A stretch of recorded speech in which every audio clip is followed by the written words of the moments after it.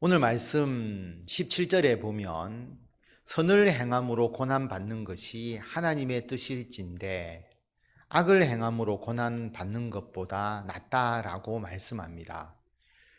우리가 인생을 살면서 어려움을 겪는 경우가 많이 있습니다. 고난을 당하죠.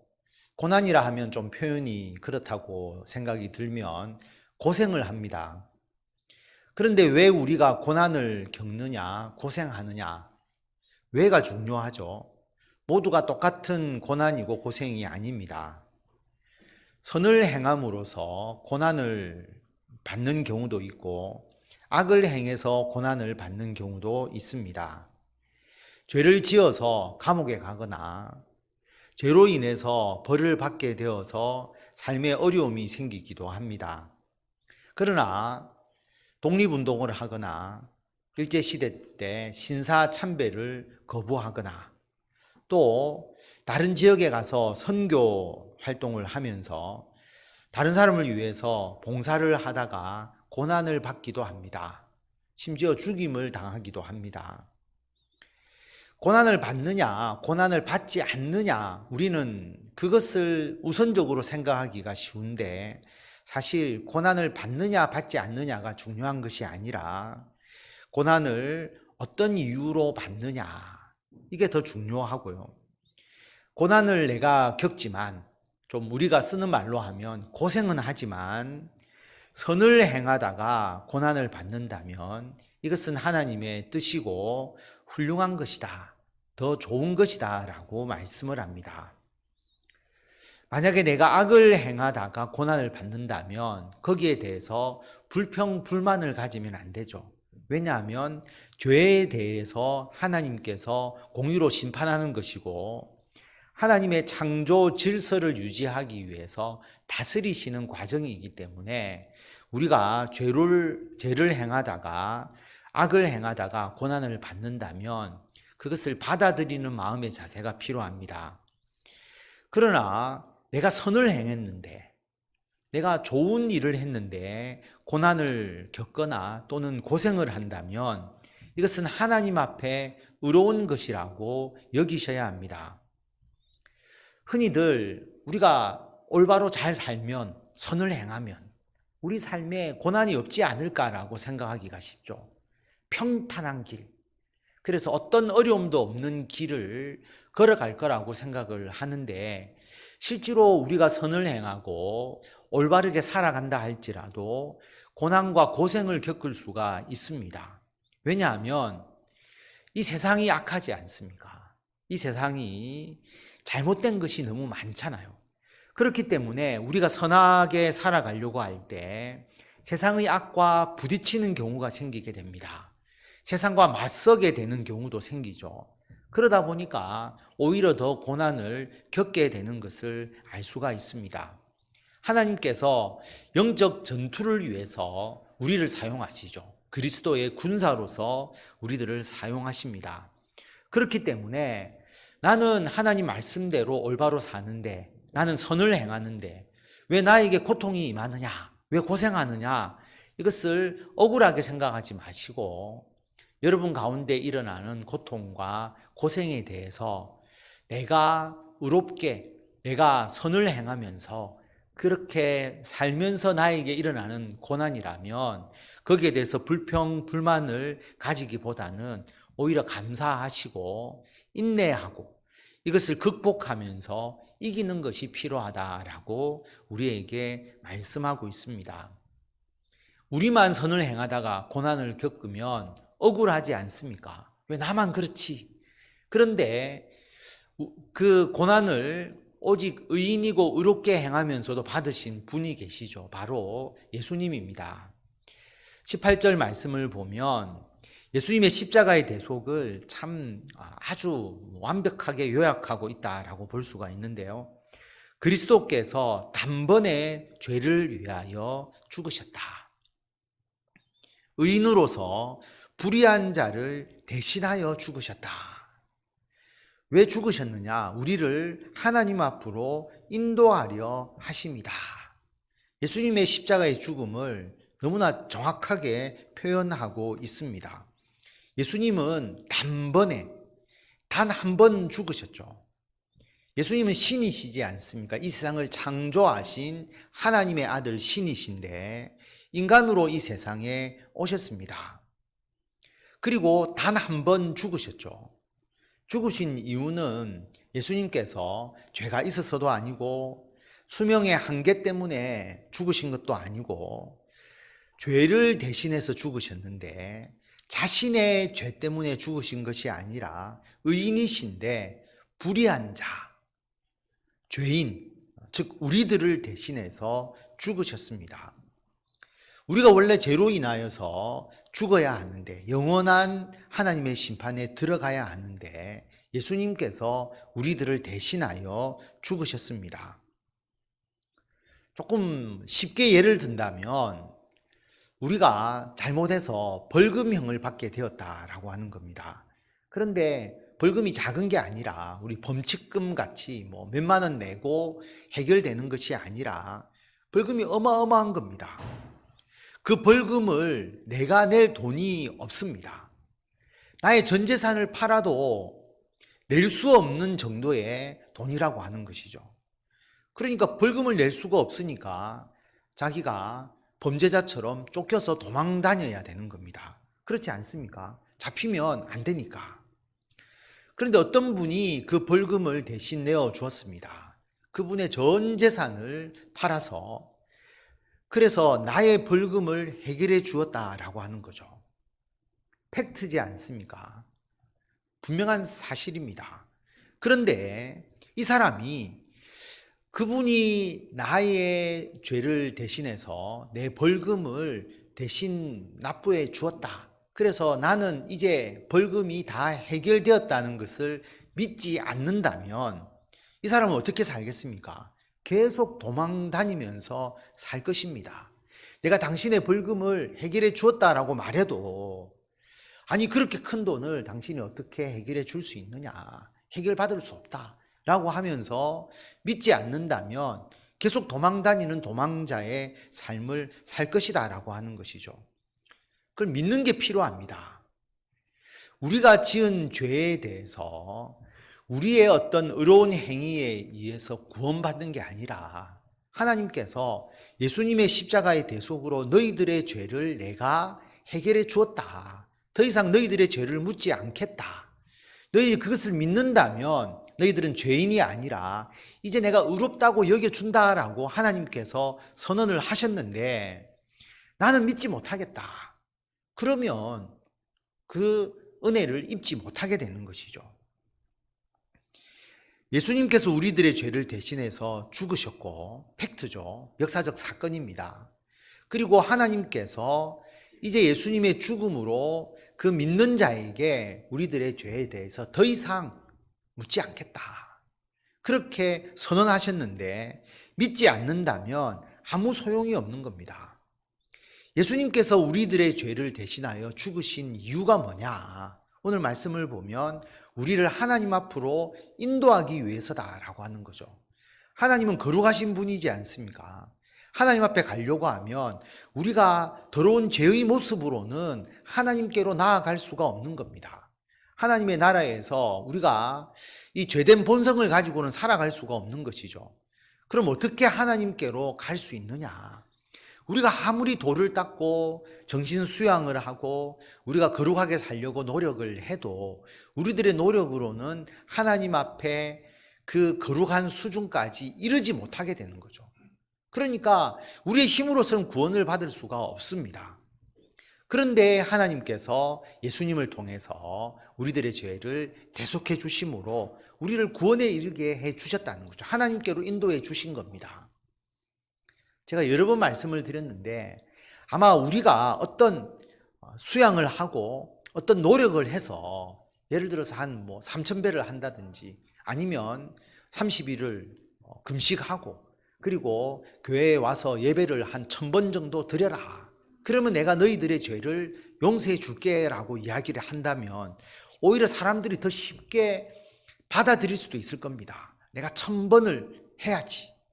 1,000번을 예배 드려야지. 이런 식으로 생각할 수 있을 것인데 너무나 간단하게 예수님의 십자가의 대속을 믿으면 내가 너를 의롭다고 인정해 줄게 라고 하나님께서 말씀하시니까 안 믿는 거죠. 그렇게 간단해? 그렇게 단순한 거야? 라고 생각하지 않습니까? 그런데 하나님의 입장에서 생각을 해보면 여러분, 우리가 1000번을 예배 드리는 게 무슨 의미가 있겠습니까? 우리가 30일을 금식하든 40일을 금식하든 하나님 앞에 그게 무슨 큰 의미가 있겠습니까? 우리의 생각에는 그게 굉장히 대단한 것처럼 생각하지만 하나님 보시기에는 아무것도 아닌 거죠. 가장 큰 것, 하나님의 아들 예수 그리스도께서 인간으로 이 땅에 오셔서 십자가의 죽음으로서 그 죄를 대신하는 것보다 더 큰 사건이 있을 수 있겠습니까? 그거보다 더 귀한 것이 있을 수 있을까요? 하나님의 입장에서는 예수 그리스도의 죽음이라고 하는 가장 큰 대가를 치르고 우리들의 죄를 용서해 주셨는데 우리는 그것을 인식하지 못하니까 그냥 내가 더 노력을 하거나 내가 뭔가의 행위의 보상이 있을 때 죄를 용서받는 게 아닌가라고 생각을 하고 우리들의 죄에 대해서 용서함을 받았다는 것을 믿으려고 하지 않는 겁니다. 안 믿으니까 대속의 은혜를 받아 누리지 못하고 하나님께로 인도함을 받지 못하고 구원을 받지 못하는 거거든요. 굉장히 안타까운 일이다라고 하는 것입니다. 그래서 오늘 말씀을 보면 예수님은 육체로는 죽임을 당하시고 영으로는 살리심을 받았다라고 말합니다. 헬라어 성경을 한글로 번역하다 보니까 상당히 어려운 부분들이 있죠. 그 헬라어의 의미를 정확하게 우리 한글로 번역하기가 어려운 부분들이 있습니다. 그러다 보니까 우리가 읽을 때 오해하기 쉬운 부분들이 특히 오늘 우리가 읽는 부분에서 굉장히 많이 나오는데요. 오늘 말씀을 보면 육체로는 죽임을 당하시고 영으로는 살리심을 받았다. 이 육체와 영을 우리들의 이 몸과 영혼이라고 생각해 버리면 조금 문제가 발생합니다. 예수님은 육체는 죽으셨지만 영혼은 살리심을 받았다라고 만약에 이야기를 하게 된다면 예수님의 부활이 몸의 부활이 아니라 그냥 예수님은 죽지 않고 영혼만 그냥 계속 살아나신 거 아닌가, 영혼과 육체를 완전히 따로 생각하는 그런 문제가 있게 되는 것이죠. 이 육체와 영이라고 하는 것은 우리들의 몸과 영혼을 의미하는 그런 의미가 아니고 육체라고 하는 것은 예수님의 인성, 인간으로 이 땅에 오셨으니까 사람의 본성, 인성을 가지고 계시고 그리고 영이라고 하는 것은 예수님의 신성, 신으로서의 예수님의 성품, 신성을 가지고 계시지 않습니까? 예수님은 인성과 신성을 동시에 가지신 분이시죠. 그래서 예수님의 인성으로는, 인간으로는 예수님께서 죽임을 당하셨습니다. 왜냐하면 우리들의 죄를 대신해서 우리와 똑같은 인간으로 이 땅에 오셔서 우리들의 죄를 그대로 대신해서 인간의 죽음이라고 하는 그 죽음을 대신 죽으심으로써 우리들의 죄를 용서해 주셨죠. 인성으로는 죽임을 당하시고 그러나 신성으로는 하나님의 아들 신으로서 그 신성으로서는 예수님께서 다시 살아나셔서 우리가 더 이상 죄 가운데 죽지 않고 예수님께서 우리들의 죄를 대신하여 죽으셨기 때문에 우리들에게 주시는 영원한 생명에 대해서 나타내 주시는 겁니다. 인성으로는 십자가의 대속의 죽임을 당하신 것이고 신성으로는 부활을 통해서 우리가 다시 살아나서 영원한 생명에 이르게 된다는 것을 가르쳐 주시는 것이죠. 그것을 여기서 말씀하고 있습니다. 19절을 보면 더 어려운, 해석하기가 굉장히 힘든 그런 구절이죠. 19절에 보면 그가 또한 영으로 가서 옥에 있는 영들에게 선포하시니라. 이 구절에 대해서 많은 오해가 있습니다. 이 구절을 여러분 오늘 잘 기억해 두셨다가 이 구절을 통해서 오해하지 않도록 여러분 꼭 기억을 해 주셔야 됩니다. 여러분 이 말씀을 보면 이렇게 이해되기가 쉽잖아요. 그 앞에 예수님께서 인성으로 죽임을 당하시고 그리고 신성으로 다시 살아나셨다. 예수님의 죽음에 대해서 이야기를 하니까 예수님이 죽고 나서 영으로 예수님의 영혼이 옥에 가서, 옥이라고 하면 어떤 사람은 지옥을 생각하기가 쉽죠. 지옥에 가셔서 옥에 있는 영혼들에게 선포하셨다. 전도하셨다. 그래서 어떻게 생각하기 쉬우냐 하면 예수님께서 십자가에서 죽으시고 3일 만에 부활하셨잖아요. 그 3일 동안 예수님의 영혼이 지옥에 가서 지옥에 있는 영혼들에게 선포하셨다. 전도하셨다. 그렇게 주장하기가 굉장히 쉽죠. 이 구절을 보면. 근데 여러분, 만약에 그렇게 된다면 어떤 문제가 있는지를 한번 생각해 보시기를 바랍니다. 예수님이 3일 동안 예수님의 영혼이 지옥에 가서 예수님께서 인간의 죄를 대신하여 죽으셨기 때문에 그 영혼이 3일 동안 지옥에 있었다. 그리고 지옥에 있는 사람에게 전도했다. 왜 전도하겠습니까? 예수 믿고 구원받으라고 전도할 거 아니겠습니까? 그러면 자, 여기서 가톨릭의 연옥이라는 개념이 나올 수가 있겠죠. 예수님께서 연옥에 가셔서 그 사람들에게 전도했다. 왜냐하면 연옥 상태에서는 다시 지옥에 떨어지지 않고 구원받을 수 있는 길이 있으니까 연옥이라는 곳에서 전도하지 않았겠나 이렇게 이야기를 할 수가 있고요. 또 죽은 자들에게 복음을 전해서 죽은 자들도 예수님을 믿을 수 있다. 그렇게 해석이 돼버리는 것이죠. 여러분, 만약에 사람이 죽고 난 이후에 그때 예수님을 믿을 수 있는 기회가 생긴다면 성경에 거기에 대해서 분명하게 또 다른 곳에서 언급을 했을 겁니다. 중요한 사건이잖아요. 우리가 살아있을 때 꼭 예수님 믿을 필요 없잖아요. 죽고 난 이후에 어떻게 되는지 보고 그때 가서 예수님을 믿으면 되잖아요. 굳이 지금 뭐 예수님을 믿으려고 애쓸 필요 없고 지금은 불명확하니까 죽고 난 뒤에 어떻게 되는지 보고 우리가 연옥에 가 있거나 또 지옥에 가 있으면 그때 예수님 내가 믿겠다 하고 다시 연옥에서 천국으로 가든지 지옥에서 천국 가면 되는 거 아니냐 그렇게 되겠죠. 그렇다면 성경의 다른 구절에서 분명히 그런 내용이 기록되어 있어야 합니다. 그런데 그런 기록이 없어요. 근데 이 구절 하나를 딱 가지고 연옥이 있고 또 죽은 자들이 복음을 받아들여서 그때 지옥에서 천국 갈 수 있다라고 주장하는 것은 너무나 비약이 심한 것이죠. 성경은 그렇게 해석하지 않습니다. 성경은 한 구절 가지고 탁 떼내어서 우리들의 주장을 펼치는 것이 아니라 성경 전체적으로 어떤 것을 증언하느냐 하는 것이 굉장히 중요하거든요. 그래서 이 영으로 가서 옥에 있는 영들에게 선포했다는 것이 예수님이 돌아가시고 난 뒤에 3일 동안 지옥에서 복음을 전파했다라고 하는 의미가 아닙니다. 자, 이 구절을 어떻게 해석해야 되느냐 하면 그 다음 구절하고 같이 이어서 해석을 해야 되겠죠. 20절에 보면 그들은 옥에 있는 영들이 누구냐라고 이야기를 합니다. 전에 노아의 날 방주를 준비할 동안 하나님이 오래 참고 기다리실 때에 복종하지 아니하던 자들이라. 옥에 있는 영들은 노아 시대의 사람들을 말합니다. 그렇죠?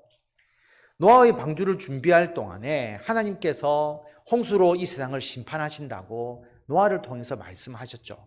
그래서 노아에게 방주를 준비하도록 그렇게 말씀하셨고 노아의 방주를 준비할 동안 세상 사람들이 아무리 방주에 대해서 홍수의 심판에 대해서 이야기를 해도 믿지 않았죠. 결국 방주에서 물로 말미암아 구원을 얻은 자가 누구냐 하면 8명입니다. 노아와 아내와 그다음에 세 아들과 며느리 8명이죠. 8명만 방주에 타고 그다음에 동물들, 가축들, 새, 물고기 외에 방주에 타게 되죠. 그 방주입니다. 그래서 이 사건을 이야기하고 있다라고 하는 겁니다. 그래서 영으로 옥에 있는 영들에게 선포하셨다라고 하는 것을 20절 말씀하고 이어서 이야기를 하면 그러면 예수님께서 3일 동안 연옥이나 지옥에 가서 노아의 때에 죽은 사람들에게 복음을 전했다라고 하는 이야기가 되잖아요. 말이 맞지 않게 되는 겁니다. 어떤 의미냐 하면 19절과 20절 말씀을 보면 그가 또한 영으로 가서 옥에 있는 영들에게 선포했고 옥에 있는 영들이 노아의 방주를 준비할 동안 복종치 않았던 자들이라면 이들이 죽은 자가 아니라 그 당시에 살고 있었던 때를 말하는 거죠. 예수님은 신성을 가지신 분이시고 하나님의 아들이시고 창조주시니까 인간으로 이 땅에 오시기 이전에도 신으로서 존재하셨던 분이지 않습니까? 그 예수님께서 노아의 시대에 성령을 통해서 노아를 통해서 하나님의 말씀을 선포하신 것이죠. 뭐라고 선포했느냐 하면 홍수의 심판을 말씀하신 겁니다. 그 물로부터 너희들이 구원을 얻을 수 있도록 노아를 통해서 방주 이야기를 하신 것이죠. 죄에서 구원하시기 위해서 하나님께서 노아를 통해서 예수님께서 말씀을 하신 것을 말합니다. 그렇기 때문에 그 다음 구절과 우리가 이어서 볼 수 있게 되는 것이죠.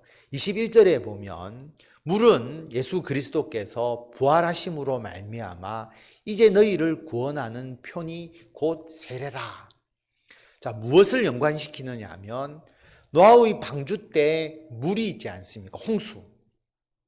그것이 지금의 시대에는 세례와 같은 것이다 라고 말씀합니다. 노아 홍수와 세례를 연결시키고 있거든요. 예수께서 부활하심으로 말미암아 너희를 구원하는 표다라고 말합니다. 여러분, 노아의 홍수를 한번 생각해 보십시오. 물이 가득 찼습니다. 그 물이 방주에 타지 않는, 하나님의 말씀을 거부하고 하나님의 구원의 소식을 뿌리쳐버린 그런 사람들에게는 심판의 물이 되었습니다. 모두를 멸망시킨 물이 되었죠. 그러나 노아의 가족에게 그 물이라고 하는 것은 하나님의 구원이 되는 것이죠. 물로부터 하나님께서 구원해 주신 겁니다. 노아의 가족이 그 당시의 사람들보다 더 의로웠느냐? 그렇지 않죠. 노아의 가족은 의롭고 세상 사람들은 노아보다 더 악했다라는 것을 의미하지 않습니다. 중요한 것은 하나님의 말씀을 듣고 방주에 타느냐 타지 않느냐는 것으로 구분한 것이죠. 하나님의 말씀을 믿고 방주에 타는 자는 의롭게 된 자고 방주에 타지 않은 자는 의롭게 되지 않은 자입니다. 지금도 마찬가지죠. 예수님께서 우리를 대신하여서 십자가에 죽으셨다라고 하는 것. 이 사실을 믿는 자는 방주에 타는 것이고 믿지 않는 자는 방주에 타지 않는 것과 같다라고 하는 거죠. 그럴 때 물이라고 하는 것은 바로 세례와 같은 것이다. 우리가 세례를 받고 예수 그리스도를 믿음을 고백하지 않습니까? 그게 우리를 구원하는 하나의 표처럼 홍수 속에서 구원받은 노아의 가족처럼 지금에 있어서 세례는 예수님을 믿고 구원을 얻었다는 하나의 징표가 되는 것이다 라고 하는 것을 말씀하고 있습니다. 반대로 세례를 받지 않고 예수님의 십자가 대속을 믿지 않는 자들에게는 심판의 도구가 되는 거죠. 그래서 노아의 홍수 때의 물과 지금 우리 이 시대의 세례를 연결시키고 있습니다. 그러면 세례가 어떤 의미냐? 세례를 물로 씻는다라고 생각하기 쉽잖아요. 물을 부어서 우리들의 죄를 씻는다. 그러면 얼마나 잘 씻어야 되겠습니까? 우리들의 죄를 세례의 물로 씻는다면 계속 씻어야 되겠죠. 그래서 세례는 그게 아니라 우리가 육체에 들어온 것을 씻기 위한 씻음이 세례가 아니라 하나님을 향한 선한 양심의 간구이다라고 정리를 합니다. 세례라고 하는 것은 하나님을 향해서 우리들의 선한 양심이 간구하는 것이다. 왜 하나님께 선한 양심으로 우리가 간구하겠습니까? 이 세례의 의미를 로마서 6장에서 잘 설명하고 있는데요. 조금 길지만 제가 하나씩 읽으면서 설명을 드리면 무릇 그리스도 예수와 합하여 세례를 받은 우리는 그의 죽으심과 합하여 세례를 받은 줄을 알지 못하느냐. 세례를 받는다는 것은 예수님과 우리가 합하여졌다라고 하는 의미를 가진다는 겁니다. 실제로 몸이 합체가 되는 게 아니지 않습니까? 주님의 자녀가 되는 것이고 주님과 더불어 함께 살아가는 삶이 되는 것이고 우리가 결혼을 하면 부부가 함께 합하여졌다라고 하는 표현을 쓰는 것처럼 우리가 세례를 받는다는 것은 예수님을 나의 구주로 인정하는 거잖아요. 예수님의 십자가의 대속을 믿고 내가 구원을 얻습니다라는 것을 인정하는 거잖아요. 그러니까 세례를 받았다는 것은 예수님과 나와 합하여졌다라고 하는 겁니다. 합하여지면 두 가지의 의미에서 합하여지는 거죠. 하나는 예수님의 십자가의 죽으심과 동시에 나도 그러한 십자가의 죽음과 같은 죽음에 이르게 된다는 겁니다. 어떤 죽음이냐 하면 우리는 죄에 대해서 이미 죽은 몸이다 라고 하는 것이죠. 더 이상 죄의 사람이 아니다 라고 하는 것입니다. 또 하나는 예수님께서 부활하셨기 때문에 우리도 예수님의 부활과 함께 부활하신 것처럼 우리도 영적으로 새 생명을 얻는다라고 하는 것이죠. 그래서 세례를 통해서 예수님과 합하여졌다는 것은 우리는 죄에 대해서는 죽은 몸이고 그리고 의에 대해서 예수님을 믿음으로 영으로 우리는 다시 살아나는 영원한 생명을 누리는 것이다. 이게 예수님과 합하여졌다라고 하는 표현입니다. 그래서 3절에 보면 무릇 그리스도 예수와 합하여 세례를 받은 우리는 그의 죽으심과 합하여 세례를 받은 줄을 알지 못하느냐. 그러므로 우리가 그의 죽으심과 합하여 세례를 받음으로 그와 함께 장사되었나니. 우리가 예수님과 함께 죽었다라고 하는 거죠. 우리가 직접 죽은 것이 아니지만 예수님께서 우리들의 죄를 대신하여 죽으셨는데 그것을 믿음으로써 우리도 죄에 대해서 죽은 자와 같은 그런 존재가 되었다라고 하는 겁니다. 이는 아버지의 영광으로 말미암아 그리스도를 죽은 자 가운데서 살리심과 같이 우리로 또한 새 생명 가운데서 행하게 하려 함이라. 우리가 영적으로 이제는 새로운 생명을 얻어서 주님과 함께 행하는 것, 이것이 우리들의 다시 살아납니다 라고 하는 겁니다.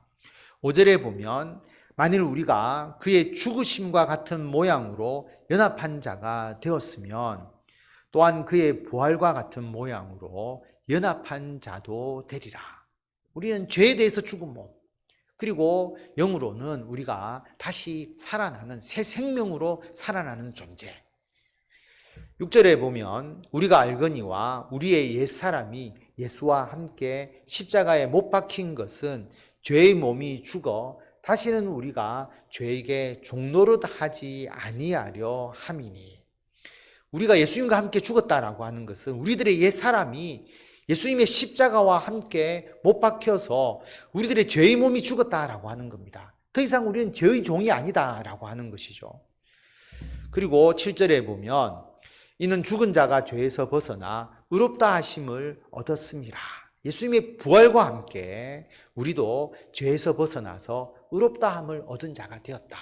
이것을 나타내는 징표가 세례라고 하는 겁니다.